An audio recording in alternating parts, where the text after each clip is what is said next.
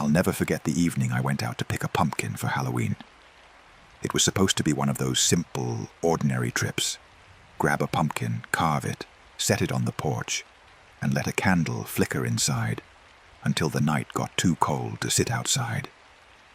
But nothing went the way I expected. It was late October, just a few days before Halloween.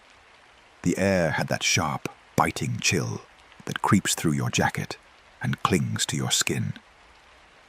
What I remember most, though, wasn't the cold. It was the fog. Not the kind that hangs low in patches. This was thick, heavy fog that swallowed everything. Driving through it felt like slipping into a half-remembered dream. The trees along the road were nothing but dark shapes, and my headlights barely made a dent in the haze. I had to squint just to keep myself lined up with the road. I was heading to a place my friend Logan had sworn by.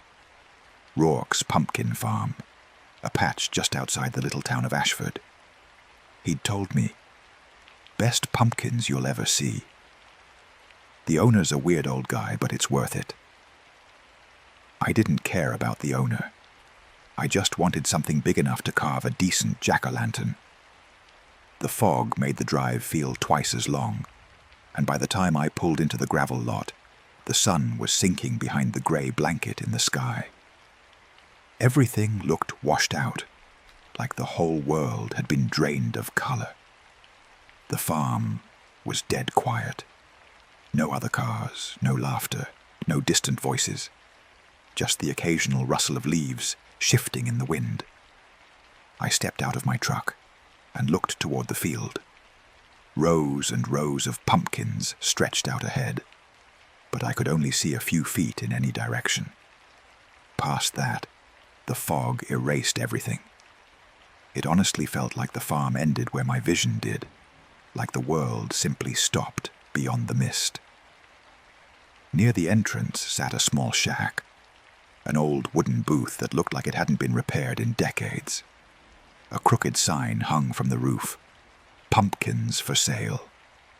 And right beside it, slouched in a rickety chair, was the owner. He didn't move when I approached. He just sat there with his head dipped low, a wide-brimmed hat hiding most of his face. His coat hung loose on a thin frame.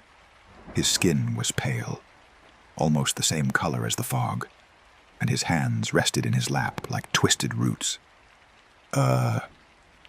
Excuse me," I said, stopping a few feet away. My voice sounded wrong in the stillness, like I'd spoken too loudly in a place that wasn't meant for sound. "I'm here to buy a pumpkin." No response. For a second, I told myself he hadn't heard me. The fog muffled everything. I cleared my throat. "Do I just pick one from the field?" Slowly, the old man lifted his head. His face was sharp and hollow, his cheeks sunken, and his eyes were set deep like he hadn't slept in years. He stared at me longer than he needed to, those dark eyes fixed on my face in a way that made my skin tighten. I tried to convince myself it was nothing, just a tired old farmer in the cold.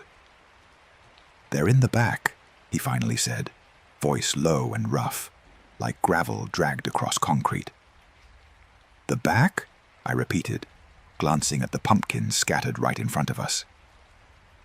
He nodded, then pushed himself up using a walking stick.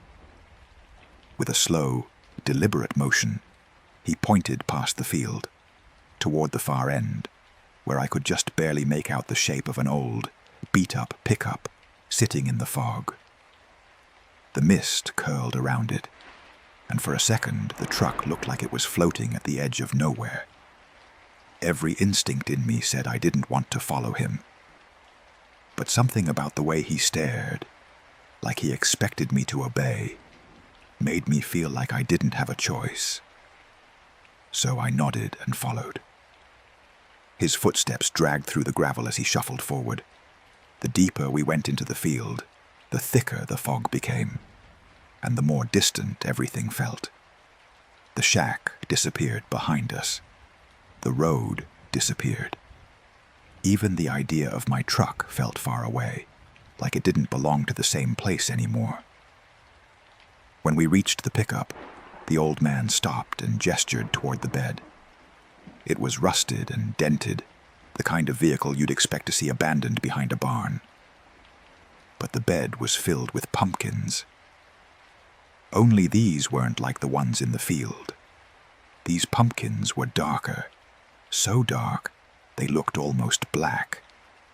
Their shapes were wrong, warped and uneven, like they'd grown twisted on the vine. I frowned, feeling my stomach tighten.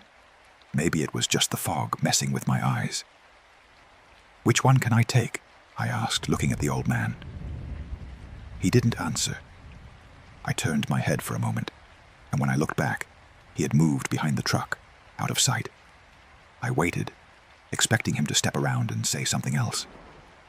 Seconds passed. The only sound was the faint whisper of wind through trees I couldn't see. "Hey, sir," I called. No reply. I took a step closer and peered around the side of the truck. "Hello?" Nothing. That's when panic crept into my chest in a cold, steady line. He couldn't have just disappeared. There was nowhere to go, nothing but open field and fog. I walked to the back of the truck, expecting to find him crouched down or leaning behind the wheel well, but he wasn't there. The spot where he should have been was empty, just fog turning slowly in the air. My heart started hammering. There was no way he could have walked away without me hearing him. No footsteps, no shadow moving off into the mist. Nothing. A heavy feeling settled over me. Something wasn't right. I felt it deep in my bones. The air seemed colder than it had been a minute ago, like the fog had thickened just to press in around me. I didn't want a pumpkin anymore. I didn't want one of those black, crooked things. I didn't even want to understand what had just happened. I turned and hurried back the way we came, boots crunching faster on the gravel. I didn't look back. I couldn't make myself. All I could think about was getting to my truck and getting out of there, away from that field, that fog, and that vanishing old man. I climbed in, started the engine, and drove off without checking my mirrors. When I hit the main road, the fog thinned a little.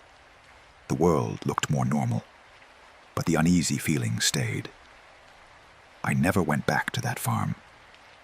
And even now, when I pass the area, even from a distance, I feel that same chill crawl up my spine.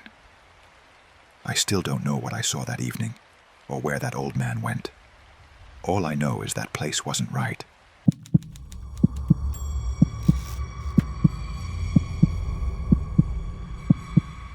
There's another story that still follows me around, even though it happened almost a year ago. It's the kind of thing you never imagine becoming part of your life, especially when you're just trying to get away and breathe for a couple days. Last October, my girlfriend Megan and I rented a small cabin through a rental app. We wanted a quiet weekend in the woods, somewhere far from traffic, phones, and everything that had been grinding us down. The drive took us through long stretches of forest, the leaves just starting to turn. Deep reds, burnt oranges, bright yellows. By the time we arrived, it was late afternoon. The cabin looked perfect. Small, cozy, and tucked back off a gravel road, far from any other houses. It had a wraparound porch, a neat stack of firewood by the door, and a clean, well-kept look that made us relax the second we stepped out of the car. Inside, it was rustic in the best way. Wood stove, worn couches, and a few old paperbacks left on a shelf by previous renters. It felt almost too ideal, like it had been staged to convince you nothing bad could ever happen there.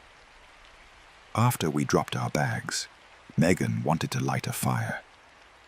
I started looking for matches, maybe a hatchet for kindling. That's when I noticed the door. It was small and low, tucked behind the kitchen wall, half hidden like someone didn't want it noticed unless you were really looking. I wouldn't have seen it if I hadn't been searching for tools. "Hey," I called.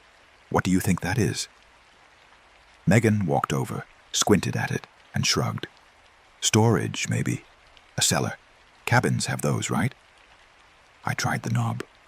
Locked. That hit me as strange. Why would a basement or cellar be locked in a rental? Still, I told myself it was nothing. Maybe the owner kept supplies down there and didn't want people messing with it. So we let it go. The evening was good.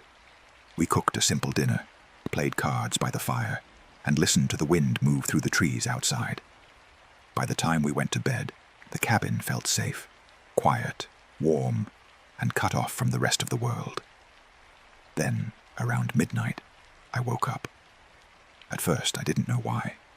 I just had that sudden alert feeling, like something had nudged me awake.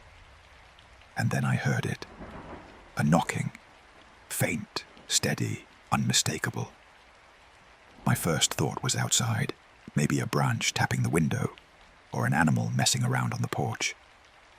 But as I lay there listening, I realized it wasn't outside at all. It was inside, beneath us. The knocking was coming from under the floor. Megan was still asleep, but my heart started racing anyway. The sound continued, slow and deliberate, like someone was trapped down there trying to be heard. I shook Megan awake. When she heard it too, her face drained instantly. "What do we do?" she whispered. I didn't have a good answer. The smart move would have been to leave, grab our keys, get in the car, and drive until the woods turned back into streetlights. But curiosity is a stupid force. It convinces you that you need to know. I grabbed the flashlight we'd brought and went into the kitchen. Megan stayed close behind me, her hand gripping my sleeve. When we reached the small door, the knocking stopped. Like whoever was down there knew we were listening. I stared at the lock, my mouth dry. Then I pulled out my multi-tool and started working at it. It took a few tries, but finally I heard the latch give. A soft click. Slowly, I pulled the door open. A narrow set of wooden stairs dropped into darkness. Damp, musty air rolled up, stale and cold, like the space hadn't been opened in a long time. I shined the flashlight down, and there, at the bottom of the stairs, was a man. He looked exhausted, skin stretched tight, clothes dirty, eyes wild. He was sitting on the floor, leaning against the wall, staring up at us like he'd been waiting for this exact moment. "Please," he rasped. His voice sounded cracked, like he hadn't had water in days. "Help me." Megan gasped and grabbed my arm so hard it hurt. What are you doing down there?" I managed. The man spoke in broken, desperate sentences. He said he'd rented the cabin weeks earlier. Something had gone wrong with payment, an argument with the owner. And instead of dealing with it normally, the owner had locked him in the cellar. He'd been stuck down there ever since. He said he'd survived on a little food and water left behind, stretching it as long as he could. He said he'd screamed until he was hoarse, and after that, he learned the only thing that worked was knocking. Steady, careful knocking, hoping someone would come. Part of me didn't want to believe him because it sounded too insane. But you can't fake that kind of fear. You can't fake the look in someone's eyes when they think they're going to die unseen. We called the police immediately. When they arrived, they pulled him out and got him medical help. Later, they told us the owner had been arrested. Apparently, he looked like any normal guy. Polite, clean-cut, the kind of person you'd never picture doing something monstrous. But looks don't mean anything. That man had locked another human being under his floor for weeks. Megan and I left at sunrise. We didn't stay another minute. And to this day, I still think about how close we came to ignoring that knocking. How easily we could have brushed it off as pipes settling or wind or imagination. If we'd done that, nobody would have known he was there. Not until it was too late.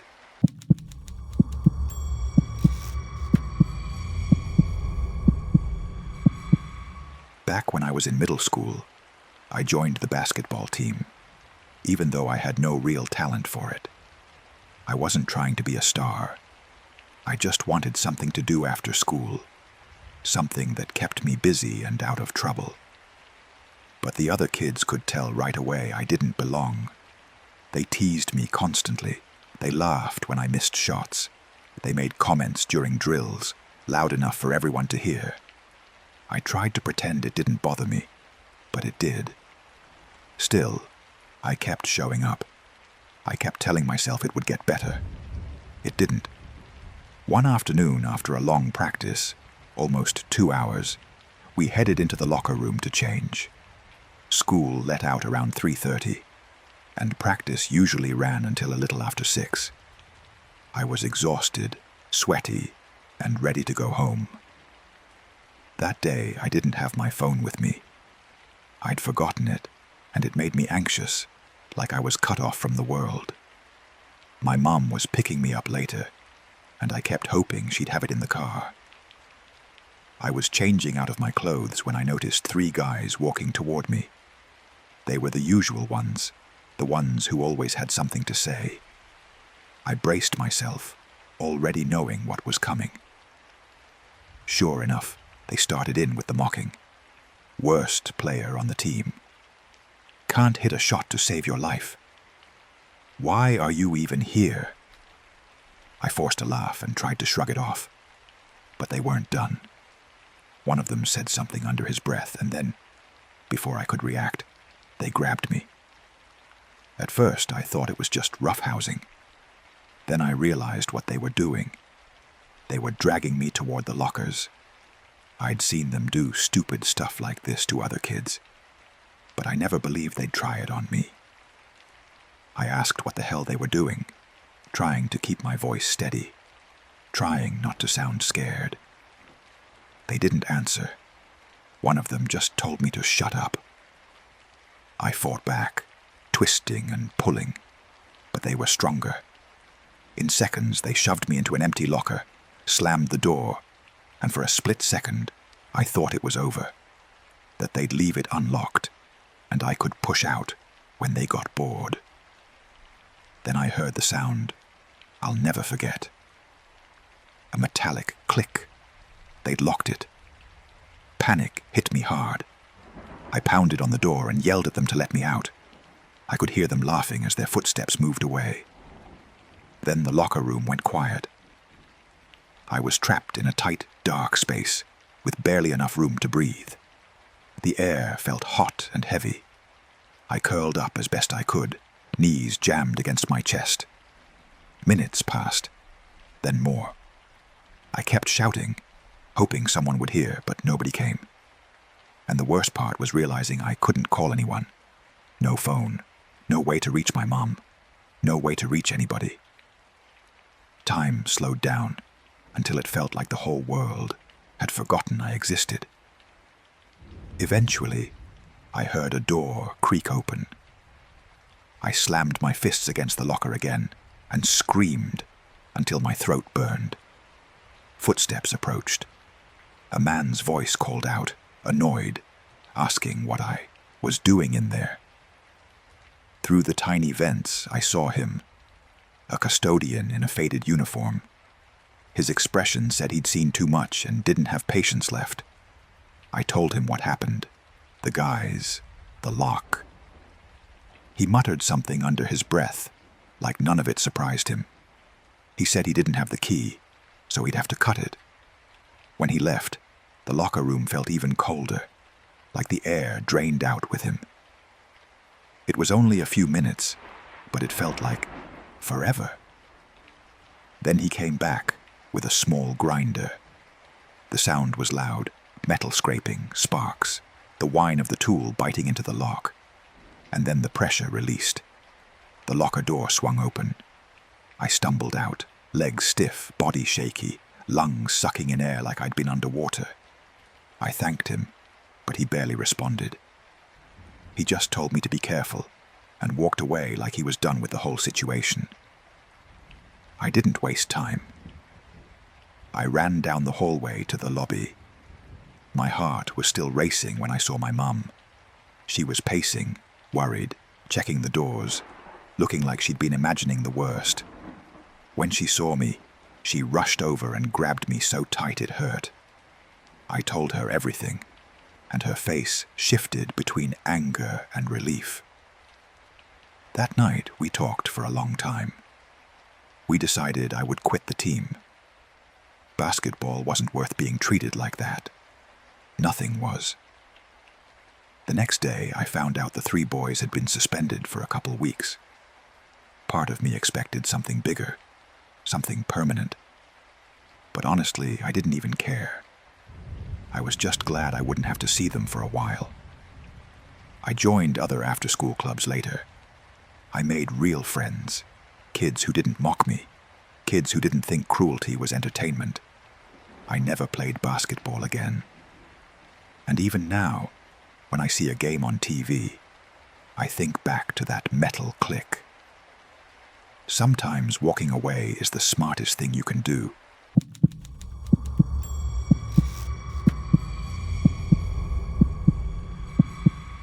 My husband works nights at a small diner in town. He leaves before the sun goes down, and I don't see him again until the next morning, when he comes home tired and quiet. It's a lonely routine, especially where we live, out in the countryside, where the nearest neighbor is far enough that you wouldn't hear them scream. Most nights are peaceful, just me, the trees, and the wind. But last night wasn't like that. It was around 2 in the morning when I heard the knock. At first it was soft, gentle, almost polite. It came from downstairs, near the front door. My first thought was that my husband had come home early. It was rare, but sometimes the diner was slow and he got cut loose. The knock wasn't urgent, just enough to pull me out of sleep. I threw off the blanket, the cold air hitting my skin as I got out of bed. The house felt colder than normal, but I didn't think about it. I hurried down the stairs, already imagining his face, already feeling that small relief of not being alone. When I reached the door, the knocking had stopped. Everything was quiet. I opened the door just enough to peek outside. Nothing. No one on the porch, no car lights, no movement. Just the yard washed in pale moonlight, the trees swaying gently in the distance. I stood there listening, waiting for footsteps, waiting for a voice. Nothing. Finally, I closed the door and locked it, telling myself it was probably just the house settling, or maybe I'd dreamed it. I turned off the hall light and started back upstairs. Then it happened again. This time, louder, more deliberate. My heart started beating faster. I went back down, moving slower now, every creak of the floorboards sounding too loud. I opened the door.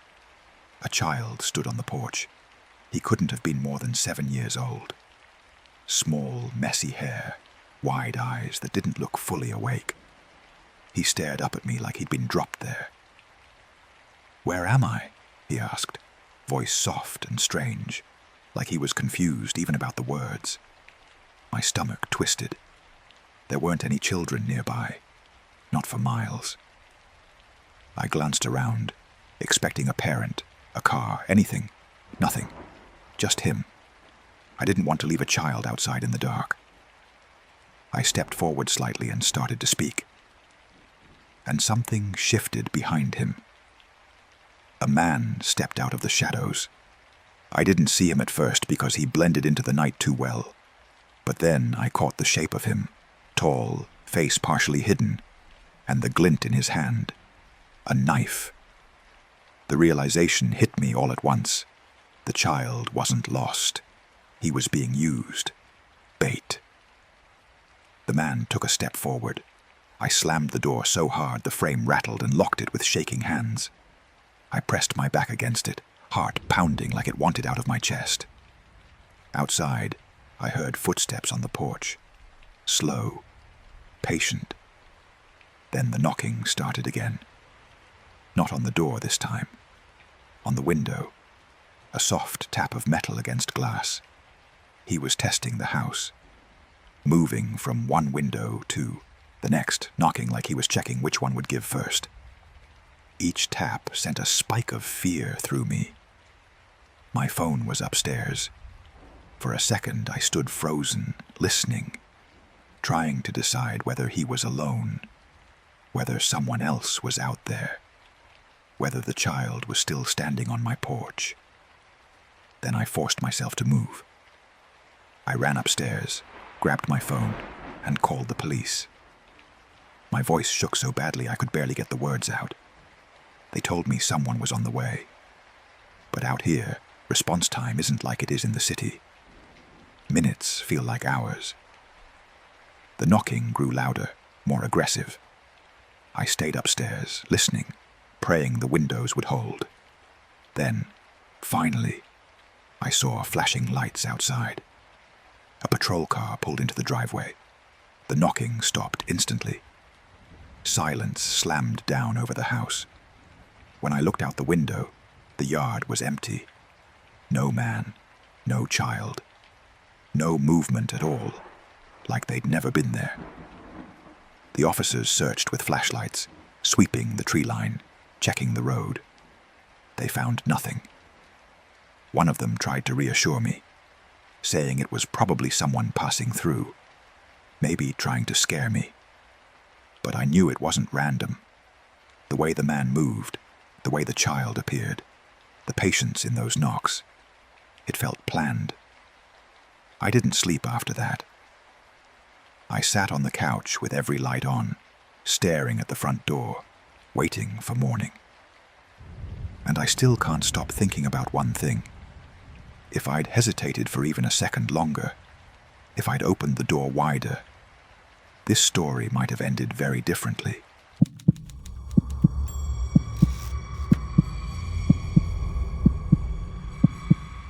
I didn't go looking for trouble. I didn't even want a thrill. I just wanted something normal.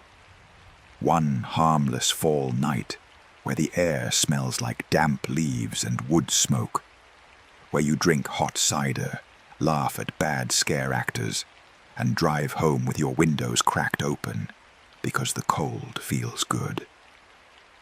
That was the plan. My girlfriend Hannah and I had been arguing more than usual that month. Nothing dramatic, just the kind of constant tension that makes you feel like you're always one sentence away from a bigger fight. So when she suggested a fall festival outside of Millbrook, I said yes immediately. A corn maze, hay rides, food trucks, pumpkin stands, basic stuff. We got there right before sunset. The parking lot was packed, the kind of place where you have to squeeze between trucks and minivans. There were families with strollers, teenagers in hoodies, couples holding hands. It felt safe in the way crowds always do. We bought wristbands at a wooden booth where a teenage guy barely looked up from his phone. The wristband felt cheap, plasticky, like it would snap if you tugged it too hard. A woman in an orange staff hoodie pointed at a big sign that said, "Corn Maze Entrance, this way." There was another sign underneath, smaller, like an afterthought. No refunds, no re-entry. Hannah laughed. So dramatic. We followed the line to the entrance. A worker handed us each a little paper ticket, torn from a roll.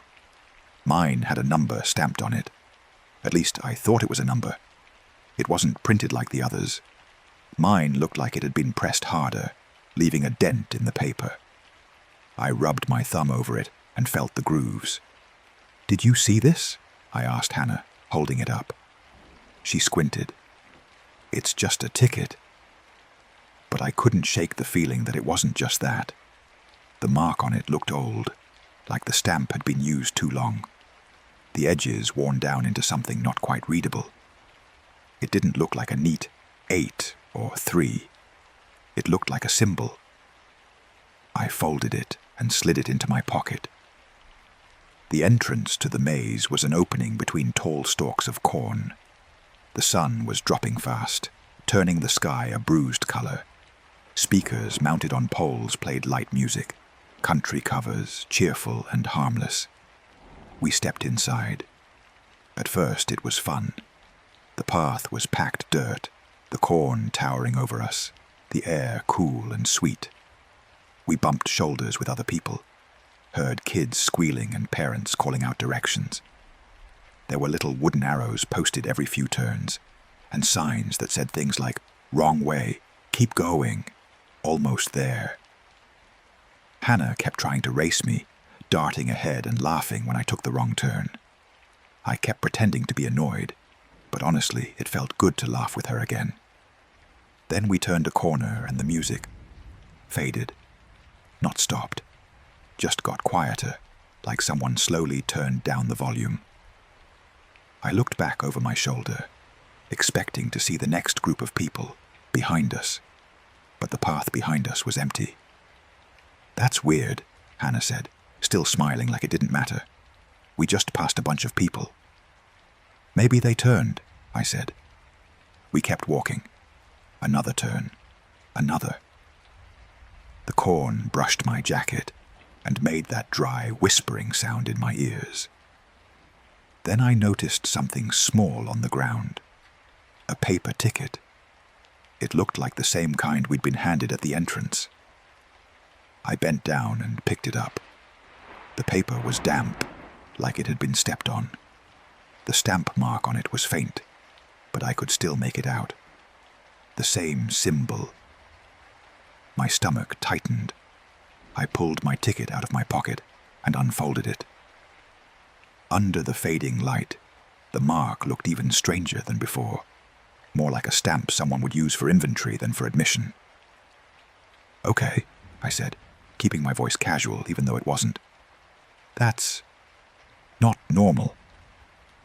Hannah's smile dropped a little. "What?" I showed her.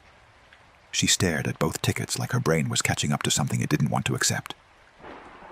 "Maybe it's just a batch," she said, "like a printing error." I wanted to agree, but right then, we heard a sound deeper in the corn.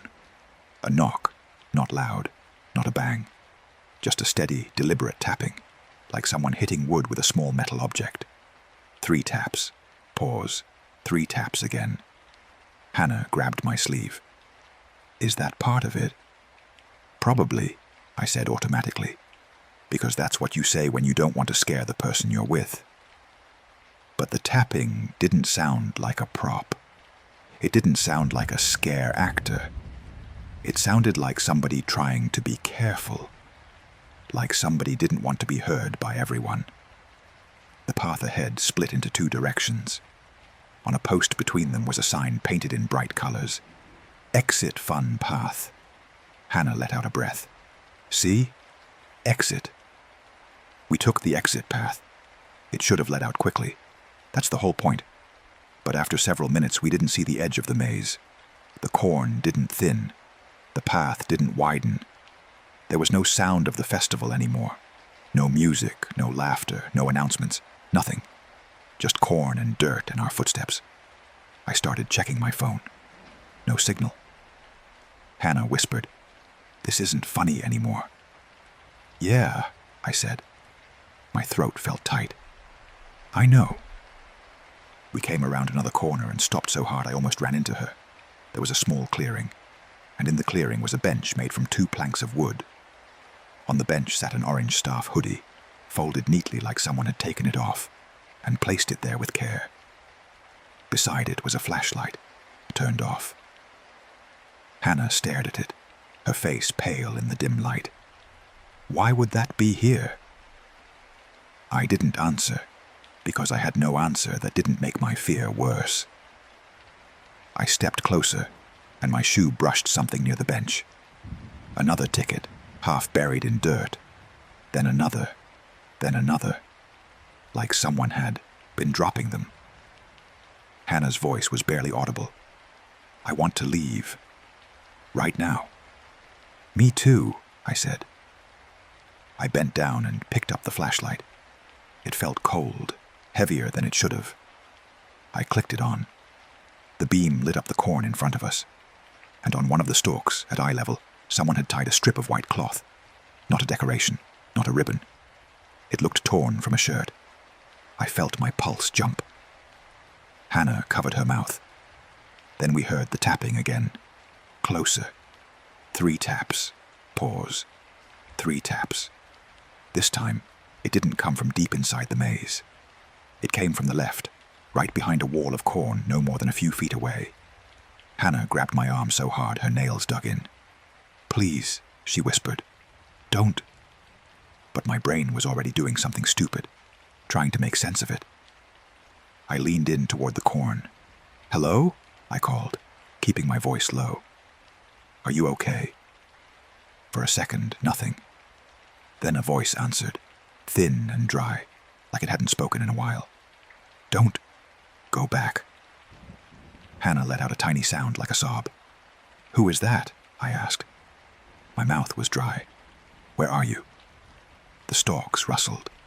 Something shifted, just enough to make a narrow gap in the corn. I aimed the flashlight beam into it, and I saw an eye.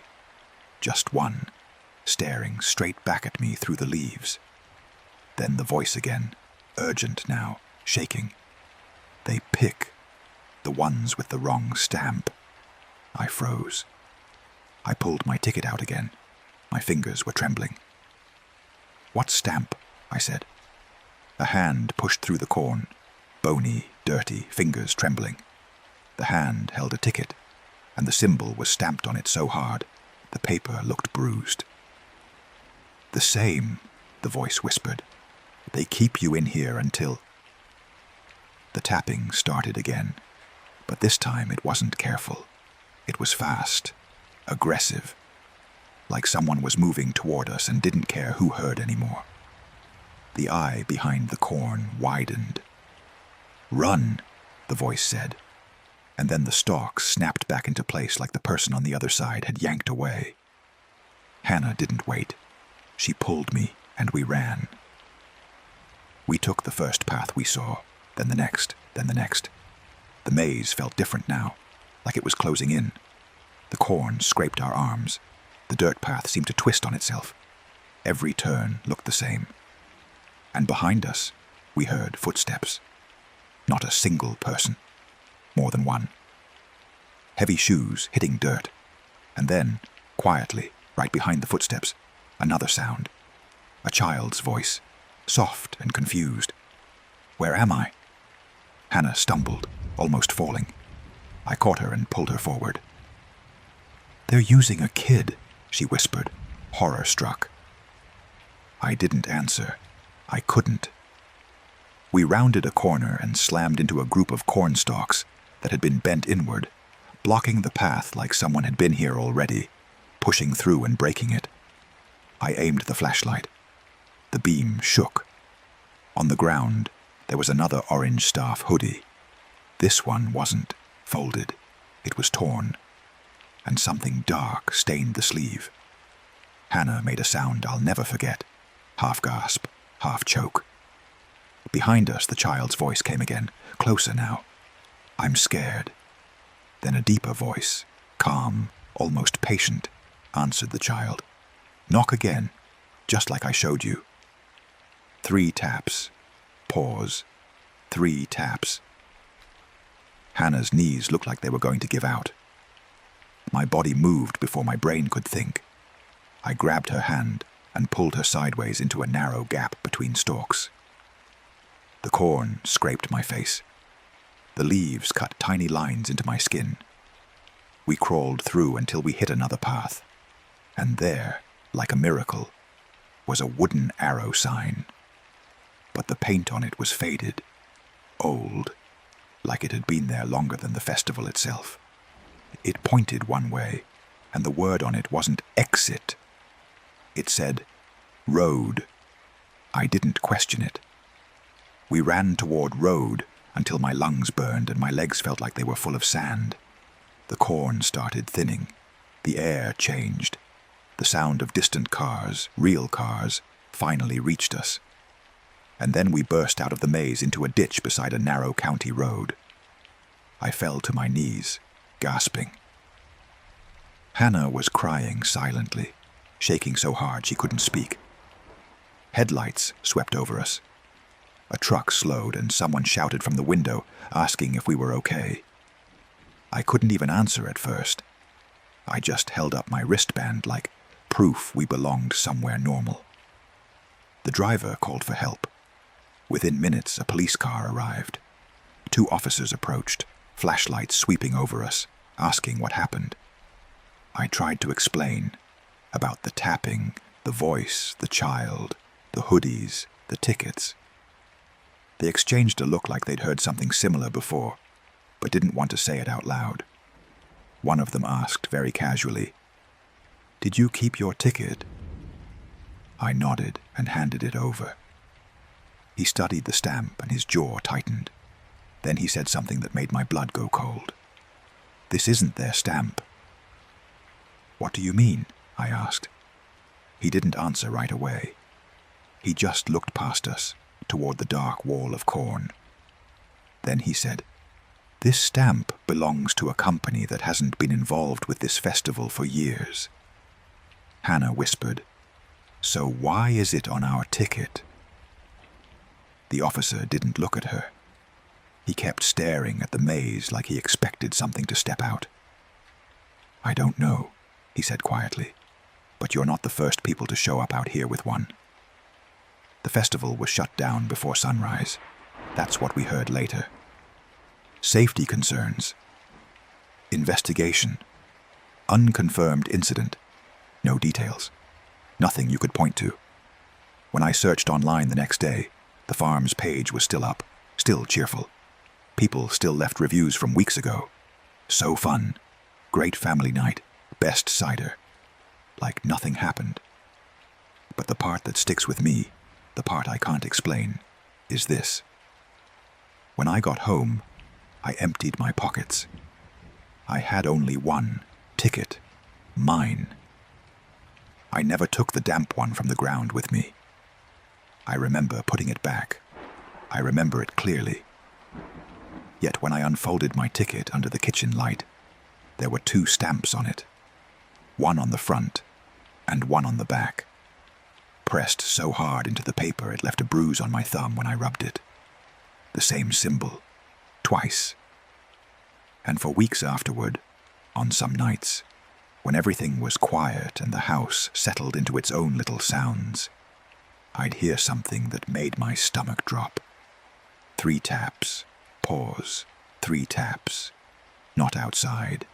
Not far away. Somewhere inside the walls. Like a reminder that the maze didn't really let me go. Not completely.